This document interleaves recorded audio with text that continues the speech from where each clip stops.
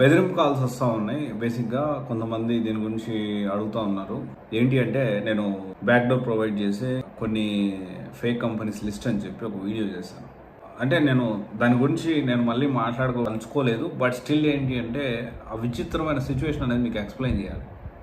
బేసిక్గా first thing, మీరు back డోర్లో వెళ్తున్నారంటే మీరు ఇమీడియట్గా బ్యాక్ డోర్ అనేది కరెక్ట్ కాదు. మీరైతే ఆలోచించుకొని డెసిషన్ తీసుకోండి. అండ్ ఇక్కడ ఈ బెదిరింపు కాల్స్ అంటే ఫేక్ కంపెనీస్ లిస్ట్ బయట పెట్టానని కొంత బెదిరింపు కాల్స్ వచ్చినాయి. ఏంటి అంటే, అతను చెప్పే వర్షన్ ఎలా ఉంది అంటే, అది చాలా విచిత్రంగా అనిపించింది నాకైతే. మీకు ఎలా అనిపిస్తుందో నాకైతే తెలియదు. అండ్ అతను అంటే పూర్ పర్ఫార్మెన్స్ 1,70,000 పెట్టి ఒక కంపెనీలో జాయిన్ అయ్యాడు. అతను కన్సల్టెంట్ ద్వారా జాయిన్ అయ్యాడో లేకపోతే డైరెక్ట్ కంపెనీని అప్రోచ్ చేసి జాయిన్ అయ్యాడో నాకు తెలియదు. ఆ కంపెనీ అయితే బ్యాక్ డోర్ జాబ్స్ అనేది ప్రొవైడ్ చేస్తుంది. బ్యాక్ డోర్ ద్వారా కంపెనీలో జాయిన్ అయ్యాడు. ఆ కంపెనీ ఫేక్ జెన్యూన్ అనేది భగవంతుడికి తెలియాలి, నాకైతే తెలియదు. అండ్ ఆ కంపెనీ నేమ్ కూడా నేను ఇప్పుడు డిస్క్లోజ్ చేయలేను, ఎందుకంటే మళ్ళీ ఈ రగడ ఇదంతా అంత ఓపిక నాకు లేదు. అండ్ డెఫినెట్లీ నేను గల్లీ నుంచి ఢిల్లీ దాకా టాప్ ఐఏఎస్ ఇన్స్టిట్యూట్ అన్ని గురించి రివ్యూస్ ఇస్తూ ఉన్నాను. డెఫినెట్లీ నాకుండే బ్యాకప్ నాకు ఉంటుంది. నా పరిధి ఏందో నాకు తెలుసు. నేను ఎవరి గురించి మాట్లాడినా నాకు కొంత లిమిటేషన్ ఉంటుంది. నేను లిమిట్స్లో ఉండి ఎవరితో ఎంత మాట్లాడాలో అంతే మాట్లాడతాను. నాకు ఏదైతే చట్టం లేకపోతే ఇండియన్ కాన్స్టిట్యూషన్, మన రాజ్యాంగం ఏదైతే కనిపించిన హక్కులు ఉన్నాయో, ప్రాథమిక హక్కులు, దాన్ని బేస్ చేసుకొని అవతల వాళ్ళకి పరువుకి భంగం కలగకుండా ఎలా మాట్లాడాలో అలా మాట్లాడతాను లిమిట్స్లోనే. డెఫినెట్లీ దాని ఒకవేళ కొంచెం అడిట్ అయ్యి అవతల వాళ్ళు ఇబ్బంది పెట్టాలనుకున్నా దానికి తగ్గ బ్యాకప్ అనేది నా దగ్గర ఉంది. సరే, దాని గురించి ఇప్పుడు డిస్కషన్ కాదు. ఇప్పుడు అతని విచిత్ర పరిస్థితి, అతను ఎలా జాయిన్ అయ్యాడో తెలియదు. సో ఇక్కడ అతను చెప్పే కంపెనీ, అతను చెప్పేది ఏంటంటే, నేను చాలా కష్టపడి కంపెనీని బిల్డ్ చేసుకున్నాను, నా కంపెనీ ఫేక్ అని నువ్వు ఎలా చెప్తావు? అవును, మేబీ ఒక పర్సన్ కన్సల్టెంట్ ద్వారాను కొంత డబ్బులు కట్టి జాయిన్ అయ్యాడు, పూర్ పర్ఫార్మెన్స్ ఉంది, జీతం ఎలా ఇస్తావు అని అంటున్నాడు. ఇక్కడ బేసిక్గా నేను ఎక్కడా కూడాను ఫేక్ కంపెనీ అని చెప్పలేదు, బ్యాక్ డోర్ ప్రొవైడ్ చేసే కంపెనీ అన్నా. బ్యాక్ డోర్ అంటే ఇప్పుడు కొంతమంది టీసీఎస్లో బ్యాక్ డోర్ ద్వారా టీసీఎస్లో జాయిన్ అవుతున్నారు. అంత మాత్రం టీసీఎస్ ఫేక్ కంపెనీ అయిపోతుందా? ఆ ఫేక్ కంపెనీ అని మాట్లాడాట.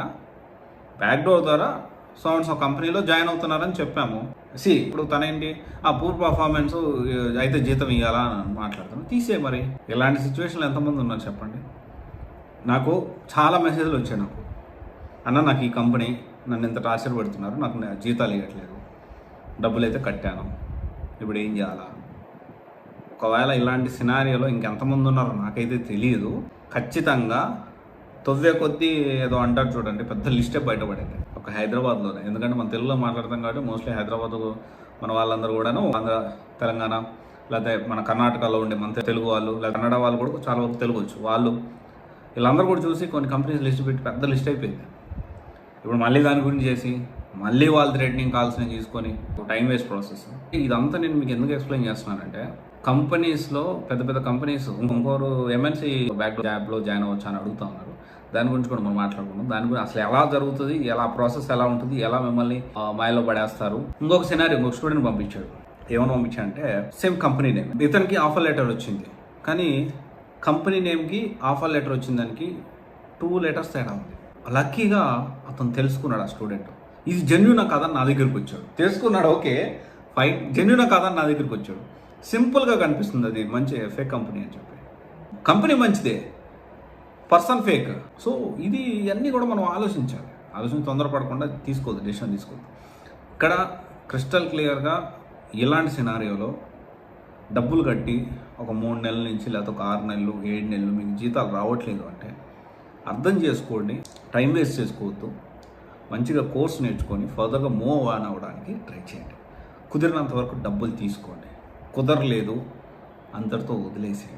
కానీ ఇంకా మీకు బాధ అనిపించింది, లీగల్గా వెళ్ళండి, కానీ ప్యారలల్గా మీ కెరీర్ గురించి మీరు ఆలోచించుకోండి.